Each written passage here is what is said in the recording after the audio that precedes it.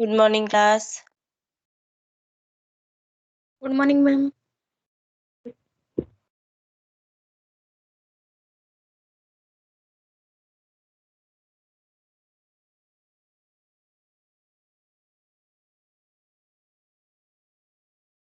Good morning, ma'am. Good morning. 41 attendees.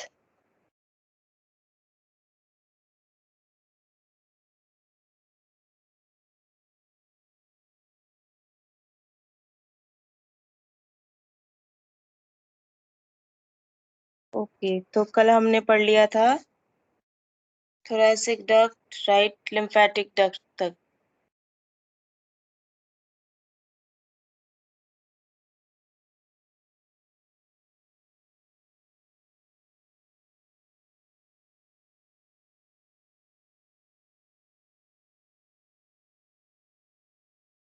फिर अभी आज हम लोग स्टार्ट करेंगे लिम्फेटिक ऑर्गन्स एंड टिश्यूज से, दैट इज लिम्फ नोड। ठीक है, कल हमारा हो गया था lymph capillaries, large lymph vessels. उसमें लार्ज लिम्फ वेसल्स में हमने देख लिया था थोरैसिक डक्ट और right lymphatic duct. And today we are going to start with lymph nodes. अभी मैंने आप लोगों को एक स्ट्रक्चर भी सेंड किया था, तो वो लिम्फ नोड का ही स्ट्रक्चर है, उसको भी हम स्टडी करेंगे साथ साथ। सो लिम्फ नोड बेसिकली कौन से शेप का होता है? आइदर ओवल शेप का होता है, ठीक है, अंडे के शेप का होता है, या फिर बीन शेप का होता है।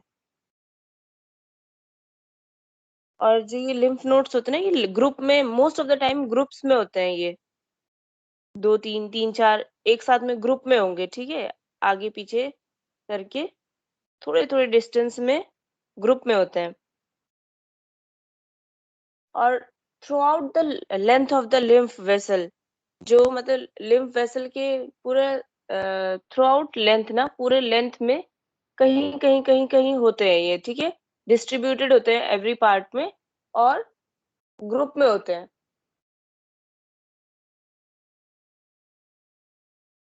और मतलब जैसे लिम्फ वेसल तो पाइप जैसा हुआ, लिम्फ नोड थोड़ा सा क्या हो गया, जैसे कि राउंड शेप आ गया, ओवल शेप आ गया, या बीन शेप आ गया, ठीक है, बीच बीच में।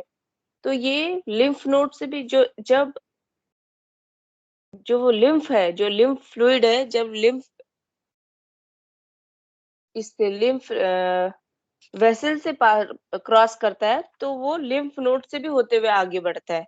फाइन, तो मतलब लिम्फ वेसल से वो जा रहा है, लिम्फ फ्लूइड फ्लो कर रहा है, लिम्फ फ्लो कर रहा है, तो वो लिम्फ नोड से होते हुए आगे जाएगा। ठीक है, तो जब ये लिम्फ नोड से होते हुए आगे को जाता है, तो जहां से ये एंटर करता है ना लिम्फ नोड में, उसको बोलते हैं एफरेंट लिम्फ वेसल। ठीक है, afferent, AFFERENT, afferent lymph vessel. तो एफरेंट लिम्फ वेसल 2-3 होते हैं एक लिम्फ नोड में, ताकि फ्लूइड आसानी से इजीली एंटर कर सके लिम्फ नोड के अंदर। ठीक है, बट जब ये लिम्फ नोड से बाहर निकलता है, फिर से ये लिम्फ वेसल में कनेक्ट हो जाएगा, तो वो उस डक्ट को बोलते हैं एफरेंट इफरेंट, ठीक है, इफरेंट लिम्फ वेसल। स्पेलिंग है EFFERENT, लिम्फ वेसल।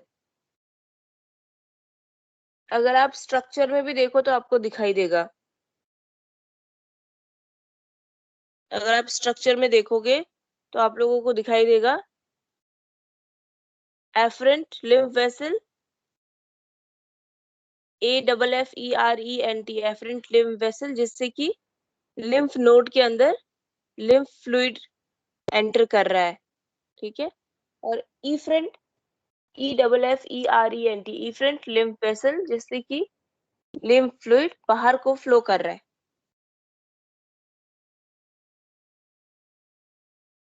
दिखा, मिल गया? Yes, ma'am. Yes, ma'am. Okay, तो जैसे जो लिम्फ है ना, जो लिम्फ फ्लूइड है, वो लिम्फ नोड से पास होता ही होता है।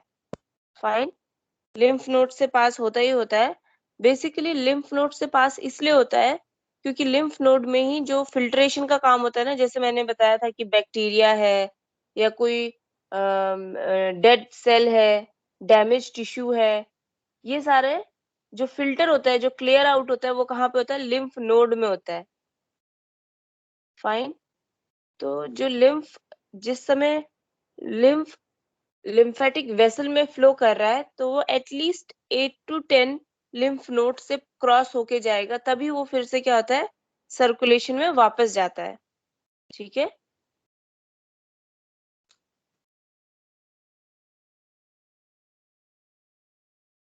और जो ये लिम्फ नोड की जो साइज होते हैं ना, वो भी वेरी करता है। Some are like pin head के जितना होता है। जैसे हमारा जो पेपर पेन होता है ना, उसमें एक साइड से तो नोकीला होता है और एक साइड से हेड होता है ना, उसमें राउंड होता है ना, छोटा सा राउंड, Yes, ताकि ma'am. वो ब्लॉक कर सके पेपर को। तो कुछ तो इतने ही छोटे होते हैं, उस डॉट जितना छोटा होता है, और कुछ होते हैं साइज में अराउंड आलमंड, आलमंड के शेप का होता है। मतलब तो इसका वेरिएशन देखो, इतने छोटे से लेकर के आलमंड की शेप तक का होता है। तो almond is quite bigger in shape, right? तो छोटे से लेके एकदम बड़े साइज तक में इसका साइज बहुत ज्यादा मीन्स वेरी करता है। ओके, तो लिम्फ नोड क्या हो गया? ओवल शेप का होता है आइदर, या बीन शेप का होता है। ठीक है, ये ग्रुप में लाई करता है। ओके, और through out the lymph vessel, पूरे लिम्फ वेसल में ये थ्रू आउट डिस्ट्रीब्यूटेड रहता है। Okay, Yes, ma'am. हाँ। और जैसे मतलब लिम्फ जब फ्लो कर रहा है लिम्फ वेसल के अंदर, तो एटलीस्ट ये 8 और 10 लिम्फ नोड्स को क्रॉस करता है। मतलब 8 और 10 लिम्फ नोड के अंदर घुसेगा, फिर वहां से बाहर निकलेगा, ऐसे करके 8 और 10 लिम्फ नोड्स को क्रॉस करते हुए लिम्फ फ्लो करता है, सो दैट क्या होता है कि ये फिल्टर हो सके अच्छी तरह से। ठीक है, फिल्टर हो सके, जितना भी ये डेड सेल ये सबको कैरी करके चल रहा है, वो सबको ये फिल्टर कर सके। क्योंकि जो लिम्फ नोड होते हैं ना, उसके अंदर फैगोसाइटिक सेल्स होते हैं, फैगोसाइट्स होते हैं। ठीक है, तो फैगोसाइट्स क्या करते हैं? अपने आप ही कंज्यूम कर देते हैं माइक्रो ऑर्गेनिज्म ये सबको। इसमें हम खैर अभी आगे जाएंगे। Now we will see the structure, और इसका साइज वेरी करता है। Pin head, head of the pin को से आलमंड की शेप तक का इसका साइज वेरी करता है। Now we will see the structure. जो स्ट्रक्चर में मैंने जो आप लोगों को अभी जो पिक्चर सेंड किया हुआ है सबसे क्लास स्टार्ट होने से पहले, वही स्ट्रक्चर आपने देखना है। ठीक है, सब फर्स्ट फर्स्ट इज कि जो लिम्फ नोड है उसका एक आउटर कैप्सूल होता है, जो कि made that is made up of fibrous tissue. तो इसका मतलब अगर फाइब्रस टिश्यू का बना है तो वो क्या है? थोड़ा सा हार्ड होगा। फाइन, इसीलिए वो उसको कैसा शेप दे रहा है? एक ओवल शेप या राउंड शेप या बीन लाइक शेप प्रोवाइड कर रहा है। तो lymph nodes are made up of the outer capsule of lymph node is made up of fibrous tissue, और जो बाहर का जो कवरिंग होता है उसको क्या बोलते हैं? कैप्सूल बोलते हैं। अब ये कैप्सूल क्या होता है ना, बाहर के तो कवर में होगा, मतलब आउटर साइड में तो लिम्फ नोड के होता ही है, आउटर से होते हुए कुछ हद तक अंदर को भी जाता है ये। तो देखो उसको उसको बोल रहे हैं ट्रेबिकुलाई, ट्रेबिकुलाई। देखो अंदर तक जा रहा है ये बेसिकली कैप्सूल अंदर तक इसलिए जाता है टू गिव अ सेगमेंट। मतलब उसमें मतलब उसमें जो लिम्फ नोड्स है उसमें सेगमेंट बनाने में, अंदर से चैम्बर बनाने के लिए जाता है। ठीक है, चैम्बर, छोटे छोटे चैम्बर्स बन जाए, पार्टीशन हो जाए उसका, इसीलिए फोल्डेड होता है वो कैप्सूल, अंदर अंदर तक होता है। उसको बोलते हैं ट्रेबिकुलाई, TRABECULAE, ट्रेबिकुलाई। अब ये ट्रेबिकुलाई के बीच बीच में क्या होता है? रेटिकुलर टिश्यू है, ठीक है, एंड लिम्फेटिक टिश्यू है। Reticular tissue kind of connective tissue ही होता है, ठीक है। अब ये तो आपको फिर से टिश्यू में जाके पढ़ना पड़ेगा, फिर भी मैं एक थोड़ा शॉर्ट में जनरल डिस्क्रिप्शन दे रही हूँ कि reticular tissue is also one of the kind of connective tissue. ठीक है, कनेक्टिव टिश्यू का ही एक टाइप है। जैसे ब्लड हमारा क्या है, कनेक्टिव टिश्यू है ना, बोन्स हमारे क्या है, कनेक्टिव टिश्यू है, तो reticular tissue is also connective tissue. ठीक है, इसका नाम रेटिकुलर क्यों है, क्योंकि ये मैस लाइक स्ट्रक्चर होता है इसका। अगर आप माइक्रोस्कोपिकली इसको देखेंगे ना, हम अगर माइक्रोस्कोप के थ्रू देखेंगे तो इसमें ऐसे मैस काइंड ऑफ स्ट्रक्चर होता है, इसीलिए इसका नाम रेटिकुलर पड़ा होता है। ठीक है, मैस टाइप का होता है ये। तो देखो, अगर आप लोग देख भी रहे हो तो इस स्ट्रक्चर में देखोगे रेटिकुलर टिश्यू को, तो हल्का हल्का सा मैस काइंड ऑफ स्ट्रक्चर लग रहा है आपको, जैसे जाली जाली जैसा स्ट्रक्चर है इसका, हल्का सा। फाइन। तो हर एक कैप्सूल के अंदर देखो, बाहर से एक कैप्सूल फॉर्म हुआ है, वो है फाइब्रस टिश्यू का। वही कैप्सूल थोड़ा थोड़ा करके अंदर को भी फोल्डेड है। जब वो अंदर को फोल्ड हो जाता है तो उसको बोलते हैं ट्रेबिकुलाई।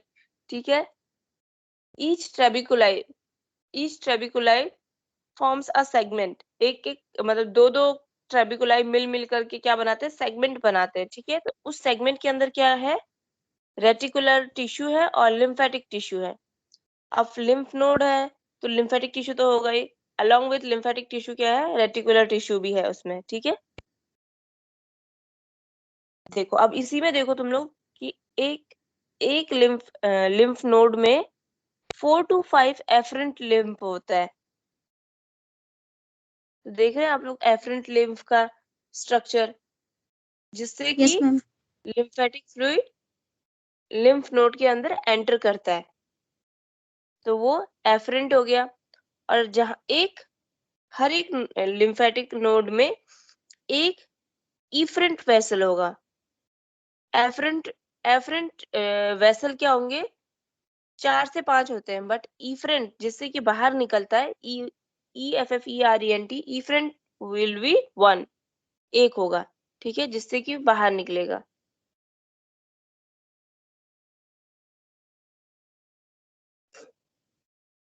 ओके, जो नोड होता है ना हमारा लिम्फेटिक नोड है, उसका शेप कैसा होता है, कॉनकेव शेप का होता है। और इस कॉनकेव शेप को ही हाइलम बोलते हैं, HILUM। बाहर से अगर आप लिम्फ नोड को देखोगे तो वो आइदर ओवल शेप का होता है या बीन शेप का होता है। और मतलब अगर वैसे ऊपर से देखेंगे तो वो कॉनकेव शेप में होता है। जो आउटर लाइन होता है वो तो बीन शेप का या ओवल शेप का होता है। ठीक है, आउटर। और ऊपर से कैसे होता है, कॉनकेव होता है, मतलब अंदर की ओर मुड़ा हुआ होता है। कॉनकेव मिरर तो पता है ना तुम लोगों को, कॉनकेव मिरर। तो कॉनकेव मिरर कैसा होता है, थोड़ा अंदर की ओर कर्व्ड होता है ना, अंदर की ओर कर्व्ड होता है। तो यस। इसका स्ट्रक्चर भी अंदर की ओर कर्व्ड होता है। ठीक है, और आउटर जो सरफेस होता है वो होता है ओवल और बीन शेप का होता है। तो जो ये कर्व फॉर्म होता है ना, उसको क्या बोलते हैं, हाइलम बोलते हैं, HILUM।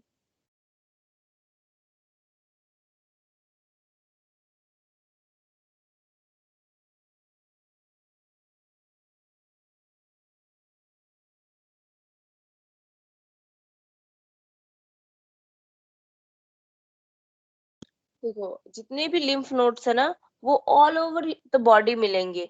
ठीक है, पूरा लिम्फ नोड, क्योंकि हमारा जो लिम्फेटिक वेसल्स है ऑल ओवर आवर बॉडी है, पूरे बॉडी में हमारा लिम्फेटिक वेसल है। और मैंने अभी बताया कि थोड़े थोड़े डिस्टेंस में लिम्फेटिक वेसल्स के लिम्फ नोड मिलते हैं। They are in most of the time they are in group में होते हैं। ठीक है, तो ये जहाँ पूरे बॉडी में हमारे लिम्फेटिक वेसल्स है, तो लिम्फेटिक नोड्स भी है, ये डिस्ट्रीब्यूटेड है। ठीक है, वेल डिस्ट्रीब्यूटेड है, और इनका शेप क्या है, वेरी करता है, साइज टू साइज वेरी करता है हर एक जगह में। साइज भी वेरी करता है, और इसके साथ साथ ये डीपली इंसर्टेड भी होते हैं, सुपरफिशियल भी होता है। ठीक है, मतलब कुछ लिम्फ नोड होते हैं कि बॉडी के बहुत अंदर होते हैं, और कुछ लिम्फ नोड बॉडी में थोड़े ऊपर ऊपर की ओर होते हैं। ठीक है, मसल्स में थोड़े ऊपर की ओर होते हैं। फाइन। तो जो हमारे ऊपर की ओर होते हैं वो हमको कभी कभार फील भी हो जाते हैं, और जो एकदम अंदर डीपली इंसर्टेड है वो फील नहीं हो पाते हैं। फाइन। तो lymph from the head and neck passes through deep and superficial clavian node, cervical nodes. So और जो हमारा lymph neck और head में present होता है वो क्या होता है, बहुत डीपली होते हैं और वो पास होते होते कहाँ तक आता है, सर्वाइकल क्लेवियन नोड तक। सर्वाइकल के सॉरी सुपरफिशियल क्लेवियन नोड कौन सा है, जो हमारे ये हमारे ये है, क्या कहते हैं, collar bone. Superficial cervical node तक आता है। तो ये हम अगर जब सर्वाइकल नोड में पहुंचता है, जैसे जब हेड में है, जब हेड रीजन में है या नेक रीजन में है, तो वो क्या है, डीपली है, मतलब अंदर की ओर घुसा हुआ है, ठीक है। बट जब यहाँ पहुंच जाता है, सर्वाइकल नोड में पहुंचता है, तो ये थोड़ा क्या हो जाता है, ये सुपरफिशियल हो जाता है। अभी तक भी गेस्ट आर एंटरिंग, मतलब अभी तक भी ज्वाइन करे। टीचर 9:15 में आके रेडी होके बैठ जाता है और students are coming through out the class. पूरा क्लास भर आते रहते, क्लास भर में एक्सेप्ट करते रहना पड़ता है और लास्ट में अटेंडेंस इनको भी मिलेगा, तो क्या फायदा है फिर जो बच्चे पहले से आके बैठे हुए हैं।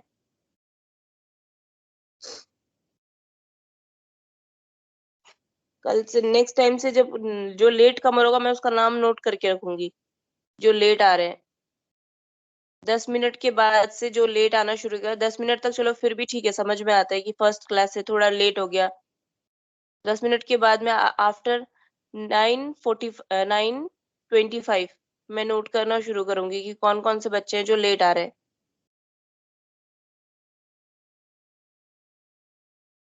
आप लोग ने सबने टाइम पे आना है। मेरे से पहले नहीं आ सकते हो, it's okay, but at least 5 minute के अंदर तो आ जाओ। टीचर आ जाता है उसके 5 मिनट के अंदर आ जाओ। एकदम 9:15 में तो आज मैंने भी स्टार्ट नहीं किया, 9:17 में मैंने स्टार्ट किया, तो मतलब 2 मिनट का टाइम ऑलरेडी आप लोग के पास था।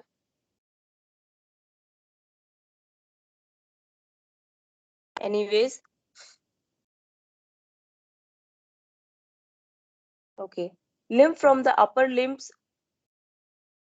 passes through the nodes situated in the elbow region, then through the deeper and superficially axillary node. तो मतलब जैसे जो हमारा आर्म से जो लिम्फ, जो हमारा वेसल पास होता है ना, मतलब जो कि हमारा लिम्फेटिक वेसल्स पास होते हैं, उसके जो आपको एक्जिला में, अगर एक्जिला में फील करो तो तुमको थोड़े नोट्स टाइप के मिलेंगे, एक्जिला में फील होता है, ठीक है। बिकॉज क्यों फील होता है, पूरे लिम्फ में, पूरे जो आर्म्स है उसमें तो क्या है, डीप है, ठीक है। बट एक्जिला में जाके वो लिम्फ नोड्स क्या हो जाते हैं, सुपरफिशियल हो जाते हैं, ऊपर को आ जाते हैं, तो वहां पे भी फील होता है। इवन आपको नेक के पीछे भी फील होगा, अगर आप नेक के पीछे थोड़ा सा, नेक के पीछे कान के नीचे, जो हमारा जहाँ पे कान खत्म होता है ना, उस जगह पे तुम अगर हल्का सा ऐसे राउंड रोटेशन में मसाज करोगे ना, तो तुमको फील होगा कि कोई लिम्फ, मतलब फ्लो हुआ है, मतलब ऐसे फील होता है जैसे हम गले से पानी घोटते हैं ना, वैसे टाइप का फील होता है।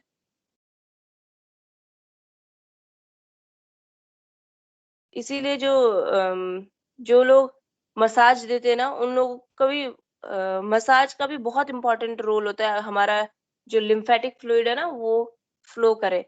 इसीलिए जो पहले जमाने के लोग होते थे ना, जो हमारे दादाजी या फिर इवन फादर्स ऑल्सो, अभी भी हमारे जो पापा पेरेंट्स है, वो मसाज को बहुत इंपॉर्टेंस देते हैं, कि बोलते कि रात में तेल मालिश करके सोया करो, या फिर तेल एक टाइम नहाने से पहले एक बार तेल लगाओ।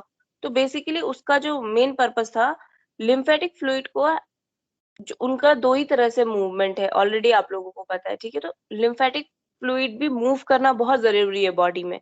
तो अगर एक बार पूरे पूरे दिन भर में अगर एक बार बॉडी का कंप्लीट मसाज होता है ना, तो उससे क्या होता है कि लिम्फेटिक फ्लूइड अच्छे से फ्लो करता है।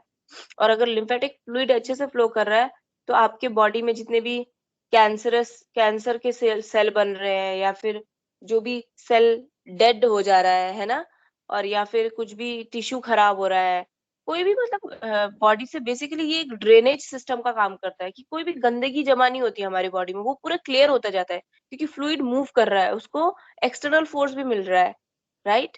तो इसलिए भी बहुत इंपॉर्टेंट है।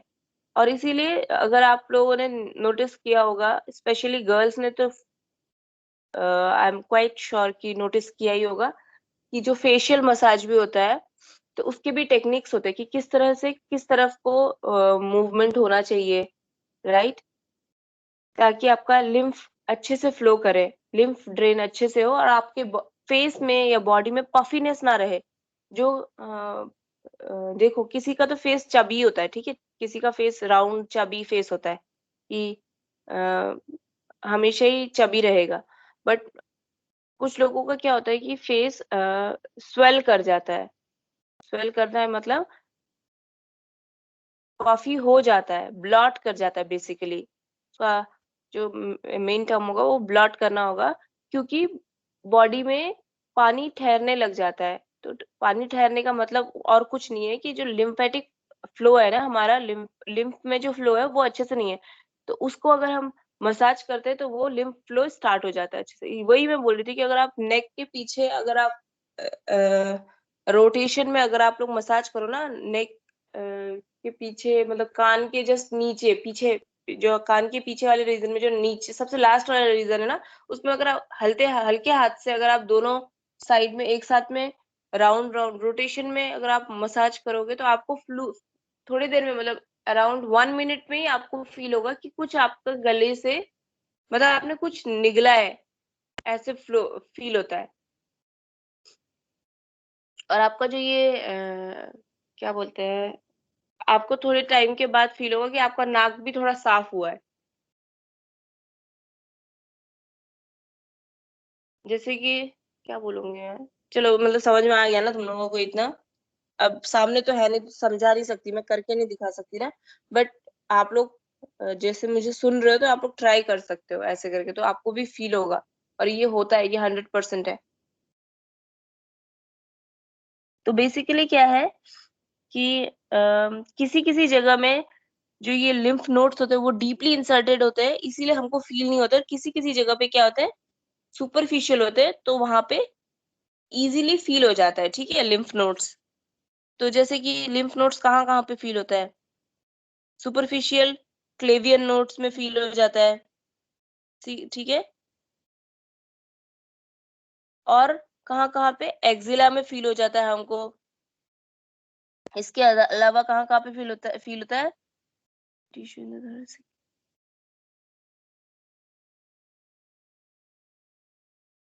ओके, मतलब अब जैसे ब्रेस्ट में भी लिम्फ नोड्स होते हैं, वो फील होते हैं। सो एक्जिला में फील होते हैं। ये सारे कुछ कुछ साइट्स है जहाँ पे लिम्फ नोड्स इजीली फील हो जाते हैं। Fine, because at this site lymph nodes are in at superficial surface, superficially होते हैं। और बाकी सब जगह जहाँ पे डीप डाउन होता है, लाइक डीप डाउन कहाँ कहाँ पे होता है, ईसोफेगस में होता है, चेस्ट वॉल में होता है, ठीक है, एब्डोमेन में है, पेल्विक पेल्विक नोड्स है। तो यहाँ यहाँ पे क्या है, यहाँ पे डीप है तो यहाँ पे फील नहीं हो, जैसे पेट में हमको कहीं नोट टाइप का फील नहीं होता है ना। ईसोफेगस में तो फील हो ही नहीं सकता है, क्योंकि ईसोफेगस तो अपने आप ही अंदर में ऑर्गन है, तो वहां फील नहीं हो पाएगा आपको। चेस्ट वॉल में फील नहीं होता है, ठीक है। तो कुछ रीजन में फील होता है, जहां फील हो रहा है वो सुपरफिशियल है, और जहां पे फील नहीं हो रहा है वो डीप है। But lymph nodes are basically all over our body, पूरे बॉडी में होते हैं। अब इसका फंक्शन क्या होता है, फंक्शन में ही सबसे पहले लिखा है फिल्टरिंग एंड फेगोसाइटोसिस, ठीक है। Filtering FILTERING, filtering and phagocytosis PHAGOCYTOSIS।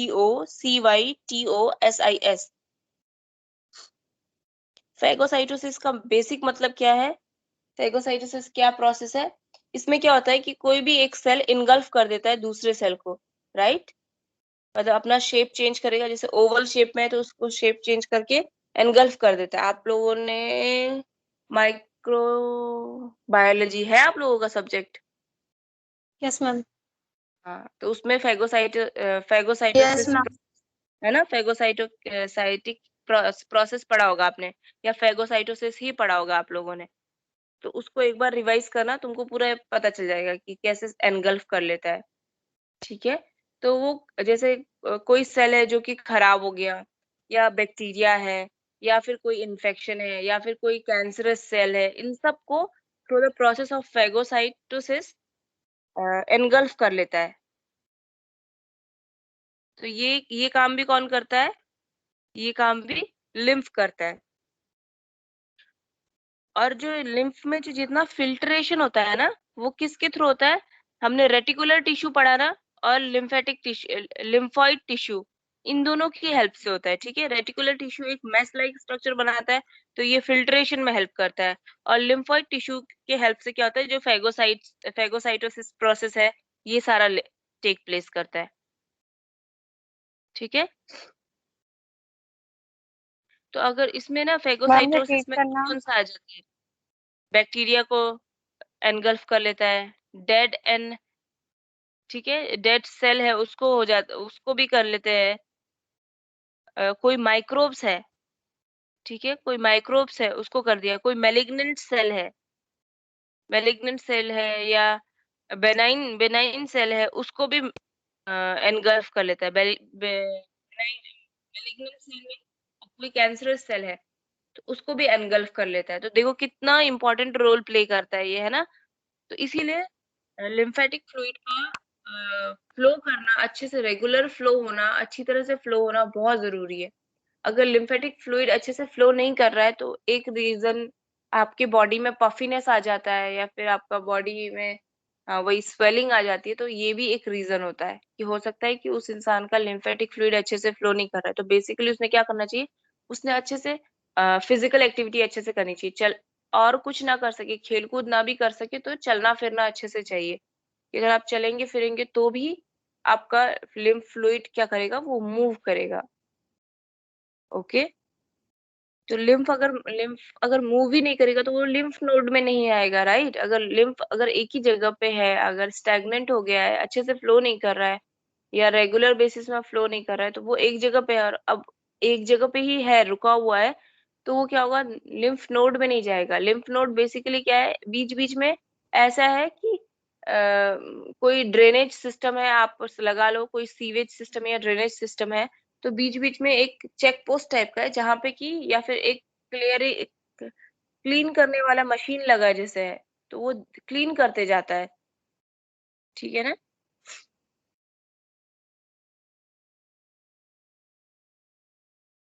So okay, तो इसमें इतना समझ में आ गया ना आप लोगों को? तो मेन इसका काम क्या है? फिल्टरिंग का काम है, और फेगोसाइटोसिस का काम है। ठीक है, तो कोई भी बैक्टीरिया है, डेड सेल है, माइक्रोब्स है, ठीक है, मैलिग्नेंट ट्यूमर है, सेल फ्रॉम मैलिग्नेंट ट्यूमर है, कोई डैमेज टिश्यू है, ठीक है, कोई इनहेल्ड पार्टिकल है, कोई पार्टिकल मतलब कोई चीज आपने इनहेल कर लिया, ठीक है, जैसे वायरस है, या कोई भी माइक्रोब्स है, कुछ भी आपने किसी भी इंसान ने इनहेल कर लिया, तो उसको भी डिटेक्ट करता है। ठीक है, इसके साथ साथ इसका और एक बहुत इंपॉर्टेंट फंक्शन है, जो कि है प्रोलिफरेशन ऑफ लिम्फोसाइट्स। तो हमारी बॉडी में टी लिम्फोसाइट्स और बी लिम्फोसाइट्स होते हैं, राइट? और टी लिम्फोसाइट्स और बी लिम्फोसाइट्स किसके लिए बहुत ज्यादा रिस्पॉन्सिबल है? एंटीबॉडीज प्रोडक्शन के लिए। तो किसी भी तरह का माइक्रोब्स हमारी बॉडी में घुसा, तो क्या होता है? कौन सा सेल एक्टिवेट होता है? T cell and B cell. Actually T cell and B cell activate होते हैं। ये पढ़ लिया आप लोगों ने? ये टी सेल, बी सेल, ये सब पढ़ा है आपने पहले?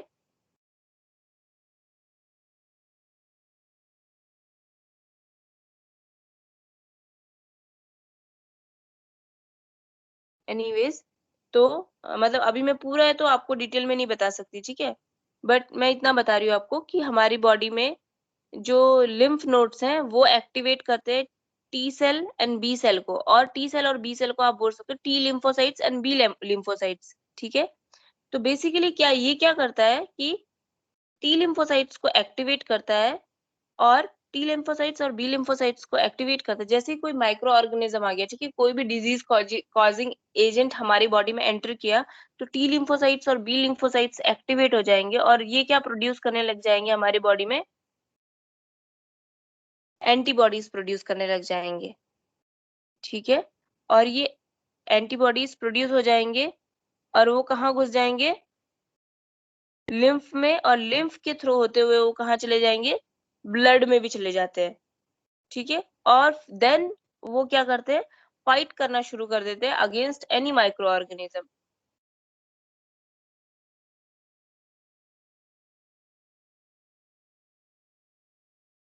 जैसे यही T lymphocytes and B lymphocytes हमारे बॉडी में व्हाइट ब्लड सेल को भी मतलब यही बताते हैं काइंड ऑफ। जैसे मैंने बताया तुम लोगों को कि जैसे कोई इन्फेक्शन होता है बॉडी में तो क्या हो जाता है, व्हाइट ब्लड सेल का काउंट भी बढ़ने लग जाता है, राइट।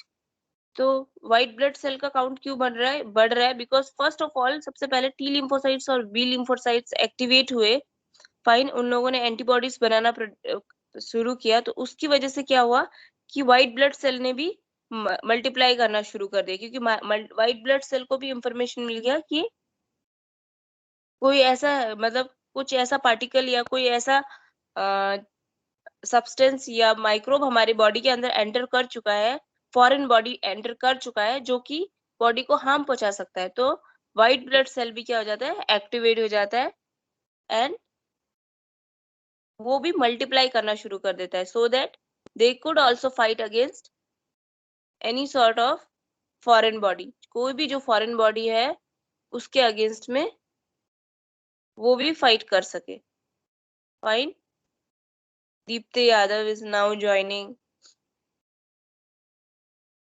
इतना समझ में आ गया तुम लोगों को यहाँ तक? Yes, तो लिम्फ नोड का ना मेन फंक्शन क्या है, filtering, second is phagocytosis, third is proliferation of lymphocytes. ठीक है, प्रोलिफरेशन ऑफ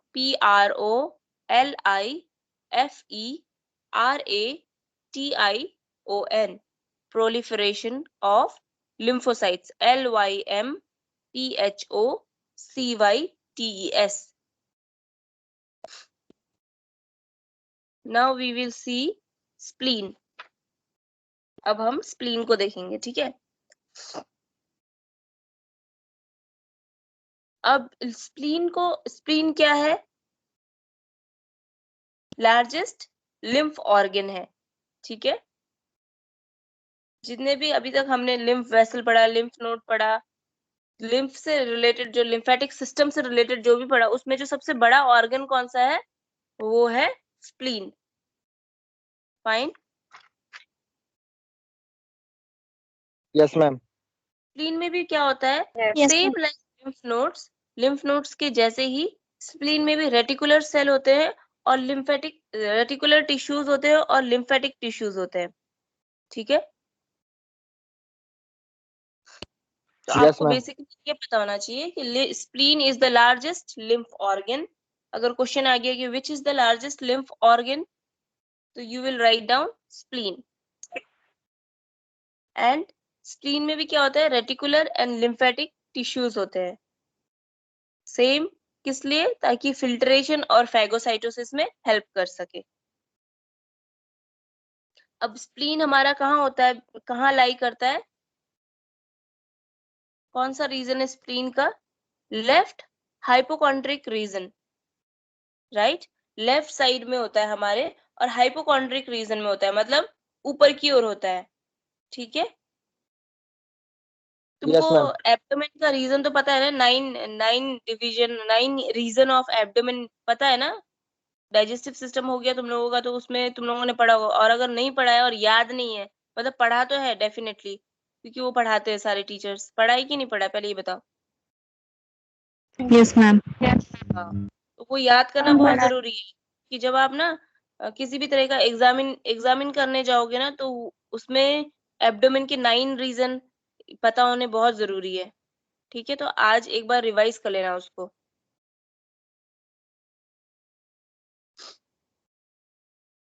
तो स्प्लीन कहाँ लाई करता है, हमारा जो लेफ्ट साइड है, ठीक है, लेफ्ट साइड के हाइपोकॉन्ड्रिक रीजन में लाई करता है, मतलब ऊपर की तरफ लाई करता है, ठीक है। Region of abdominal cavity between the fundus of the stomach and the diaphragm. तो बेसिकली जो स्टमक का जो जहाँ पे स्टमक का फंडस होता है और हमारा डायफ्राम, जो हमारा ये रिब्स जो हमारे डायफ्राम बना रहे हैं ना, जब हम सांस लेते हैं तो जो रीजन हमारा मतलब पेट के ऊपर वाला रीजन जो ऊपर ऊपर को जाता है फिर नीचे को आता है, उसको डायफ्राम बोलते हैं। कर्व शेप में होता है, ठीक है। तो यहाँ पे लाई करता है वो। इसका कलर क्या होता है? पर्पल, पर्पल कलर में होता है, पर्पलिश कलर में होता है। और इसका स्प्लीन का मेनली अगर आप देखोगे तो slight slight variation in size होता है, ठीक है। मतलब इंडिविजुअल टू इंडिविजुअल स्प्लीन का जो शेप और शेप तो नहीं, सॉरी शेप नहीं, बट साइज में वेरी कर सकता है। किसी में थोड़ा बड़े साइज में होगा, किसी में थोड़ा सा छोटे साइज में होता है, ठीक है। मतलब अगर कोई जैसे अगर कोई मेरे हाइट का है 5 फीट 1 इंच 2 इंच का है तो उसका स्प्लीन थोड़ा छोटा होगा, कोई 6 फीट का है तो उसका स्प्लीन थोड़ा बड़ा होगा, इस टाइप से होगा, ठीक है। बट इसका जो होता है इसमें साइज में वेरिएशन देखा जाता है।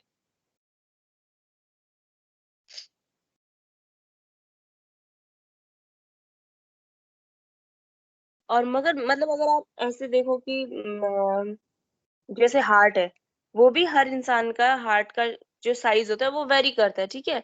तो बेसिकली हर एक ऑर्गन का वेरी करता है। बट अगर आप एक स्टैंडर्ड साइज लेके चलो या एक स्टैंडर्ड आप लेंथ या ब्रेथ लेके चलो तो कितना होता है? 12 सेंटीमीटर लॉन्ग होता है स्प्लीन, ठीक है। और 7 सेंटीमीटर वाइड होता है, ठीक है। चौड़ाई में 7 सेंटीमीटर का होगा, लंबाई में 12 सेंटीमीटर का होगा, और थिकनेस में जो उसका मोटापा होता है उसमें वो कितना होता है? 2.5 सेंटीमीटर का होता है थिक। तो प्लीज ये सारी चीजें स्प्लीन पढ़ोगे ना तो ये सब चीजें याद रखना। Spleen is the largest lymph organ. Spleen lies in the left hypochondric region of abdominal cavity. It is in its color is purplish, or it is purplish in color. मैं बता रही हूँ, मतलब आप कैसे पॉइंट पॉइंट पॉइंट पॉइंट में notes बना सकते हो, ठीक है। And it's about 12 centimeter long, 7 centimeter width or wide, and 2.5 centimeter thick. अब इसका जो वजन होता है वो कितना होता है? 200 ग्राम का होता है, 200 ग्राम। इट वेट्स 200 ग्राम और अबाउट 200 ग्राम, ऐसे भी लिख सकते हो, अबाउट भी लिख सकते हो, ठीक है। क्योंकि किसी का हो सकता है कि 2.5 200.5 ग्राम ऐसे भी वेट करे, है ना। तो वेरिंग फ्रॉम साइंस, तो आप हर जगह पे अबाउट लिख सकते हो, अबाउट।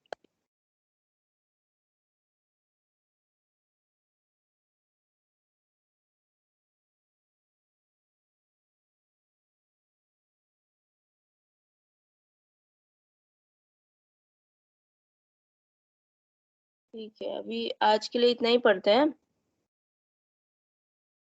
अगर तुम लोग को अभी इतना में इसमें कहीं पे डाउट है तो मुझसे पूछ लो, क्योंकि ना अभी स्प्लीन टाइम मतलब स्प्लीन थोड़ा सा मतलब अभी पूरा आधा घंटे का क्लास और लगेगा स्प्लीन में। फिर उसके बाद थाइमस ग्लैंड बचता है हमारा, तो हम नेक्स्ट क्लास में कर लेंगे इसको कंप्लीट, ठीक है। Okay ma'am. मैम हाँ बताओ। मैम टी सेल्स और फेगोसाइट सेल में डिफरेंट क्या होता है? देखो, T cells and B cells are ये जो है लिम्फेटिक सेल्स है, ठीक है। तो ये बेसिकली हमारे बॉडी में कोई भी फॉरेन ऑब्जेक्ट आएगा तो उसके अगेंस्ट फाइट करेंगे। एनगल्फमेंट का काम तो इनका भी होता है, ठीक है। बट फेगोसाइटोसिस अपने आप में एक प्रोसेस है, ठीक है। तो ये प्रोसेस टी सेल में भी होता है, बी सेल में भी होता है। जो भी हमारे बॉडी में फॉरेन ऑब्जेक्ट से लड़ते हैं, या फिर वाइट ब्लड सेल है, जो भी हमारे बॉडी में फॉरेन ऑब्जेक्ट से लड़ते हैं उसमें ये प्रोसेस होता है। जो फेगोसाइटोसिस है ये एक प्रोसेस है, ठीक है। जैसे कि जैसे कि चलना फिरना खाना पीना, ये एक प्रोसेस है, राइट। जो कि ऑलमोस्ट अगर आप देखो तो हर एक इंडिविजुअल में होता है ना। तो वो एक प्रोसेस है। और जो टी सेल और बी सेल है वो एक सेल है, वो सेल है, समझ रहे हो। T cell, B cell और T lymphocytes, B lymphocytes are cell. वो स्पेशलाइज्ड सेल है जो कि मेनली किसके लिए काम करते हैं, एंटीबॉडीज फॉर्म करते हैं, और जो भी क्या बोलते हैं, जो भी फॉरेन ऑब्जेक्ट है हमारी बॉडी में, चाहे वो माइक्रो ऑर्गेनिज्म हो, चाहे वो वायरस हो, चाहे वो बैक्टीरिया, उसके अगेंस्ट लड़ते हैं। और फेगोसाइटोसिस एक प्रोसेस है जिसमें कि सेल क्या करता है, किसी भी अनवांटेड चीज को हमारी बॉडी से, या फिर आप फॉरेन फॉरेन ऑब्जेक्ट भी बोल सकते हो, उसको हमारी बॉडी से क्लियर आउट करता है। तो आप फेगोसाइटोसिस और इसमें कंफ्यूज मत करना, फेगोसाइटोसिस एक प्रोसेस है जो कि सेल के अंदर होता है। तो टी लिम्फोसाइट्स, बी लिम्फोसाइट्स के अंदर भी फेगोसाइटोसिस प्रोसेस है, ठीक है। T lymphocytes and B lymphocytes are also capable of phagocytosis. Neha Yadav, now she is attending the class. हाँ, अभी आया समझ में? Yes ma'am. Ma'am T cells हमारे आफ्टर वैक्सीन बनते हैं या फिर रहते हैं हमारी बॉडीज में? नहीं नहीं, हमारी बॉडी में रहते हैं, ऐसा नहीं होता कि बनते हैं, या ऐसा नहीं होता है, ऑलरेडी हमारी बॉडी में होते हैं।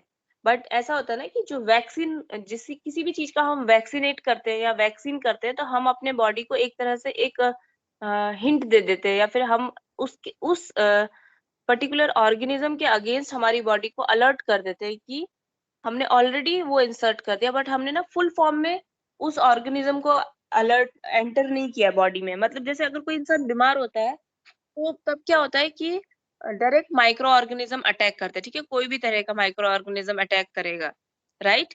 तो उसका क्वांटिटी क्या होता है, बहुत ज्यादा होता है। माइक्रोब जब एंटर करता है, तो हो सकता है सिंगल माइक्रोब एंटर करे, जैसे वायरस है, कोरोना वायरस है, अगर वो एंटर कर रहा है तो हो सकता है एक ही वायरस, सिर्फ एक सिंगल वायरस अटैक किया 10 वायरस एक साथ में घुसे हमारी बॉडी में।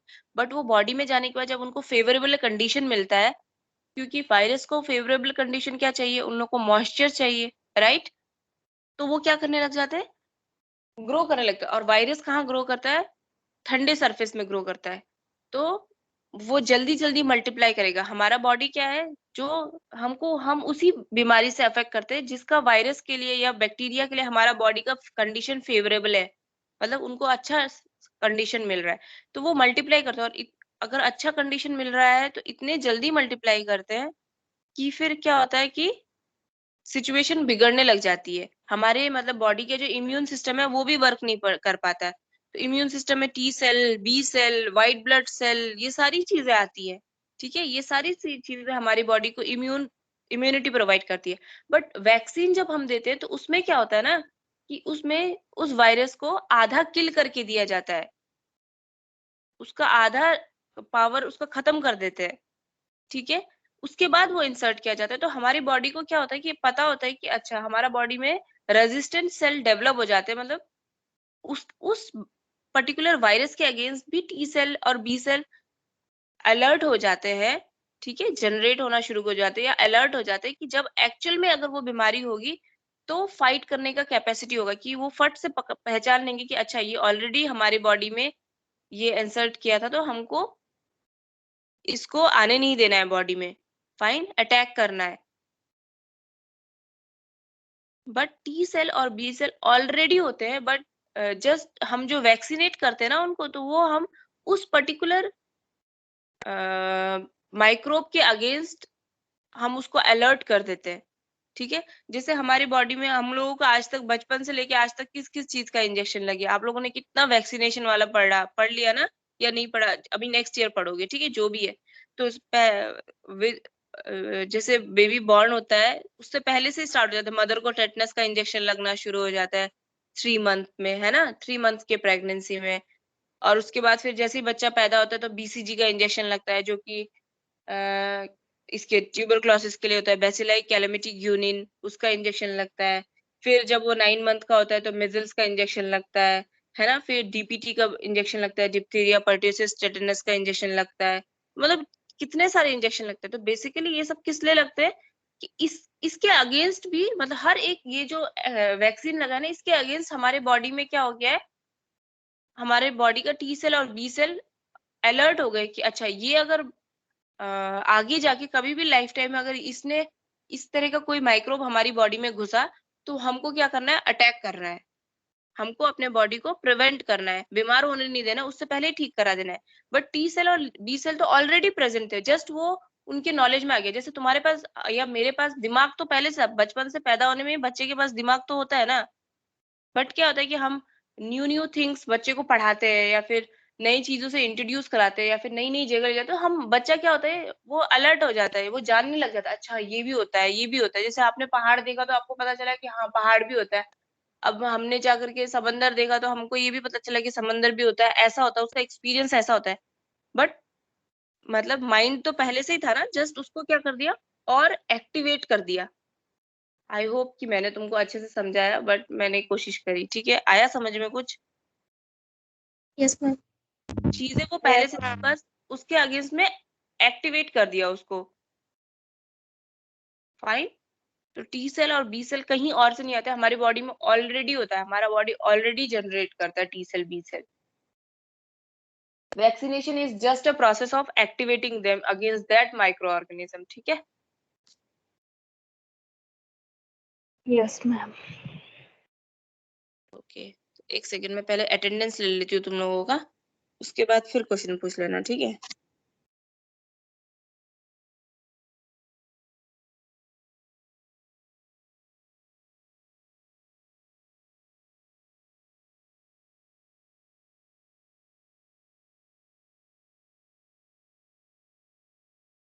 हाँ देखो देखो, तब तक तुम लोग देखो, अगर कुछ तुमको डाउट फील हो रहा है तो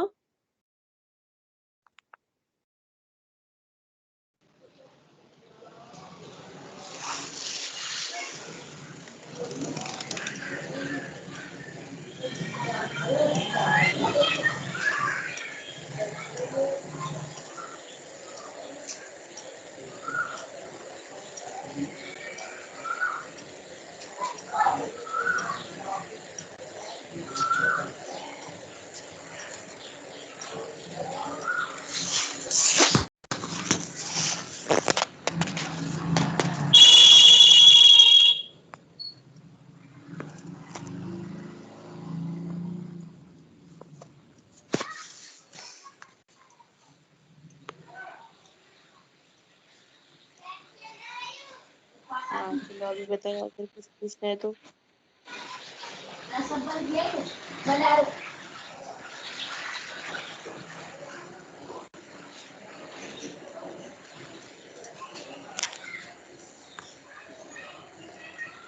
कोई डाउट हो तो लिम्फ नोड्स में कोई डाउट हो, या फिर इससे पहले भी पढ़ा था हमने lymph, lymph vessels, lymph capillaries, इसमें कोई डाउट हो तो ये यूनिट बस नेक्स्ट क्लास में कंप्लीट हो जाएगा, नेक्स्ट क्लास में कंप्लीट करा दूंगी तुम लोगों का, ठीक है? तो ये यूनिट भी कंप्लीट हो जाएगा आई गेस। अभी इस वीक तो मेरी कोई क्लास नहीं है, नेक्स्ट वीक मेरी क्लास होगी, तो उसके फर्स्ट क्लास में ही आप लोग का ये कंप्लीट हो जाएगा।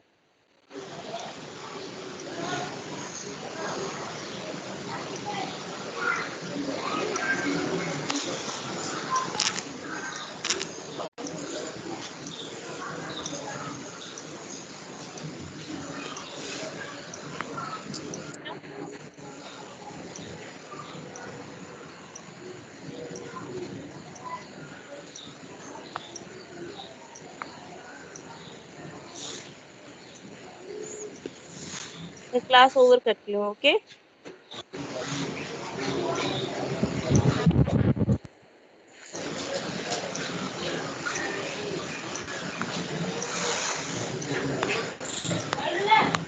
नेक्स्ट क्लास में कंटिन्यू करेंगे। फाइन।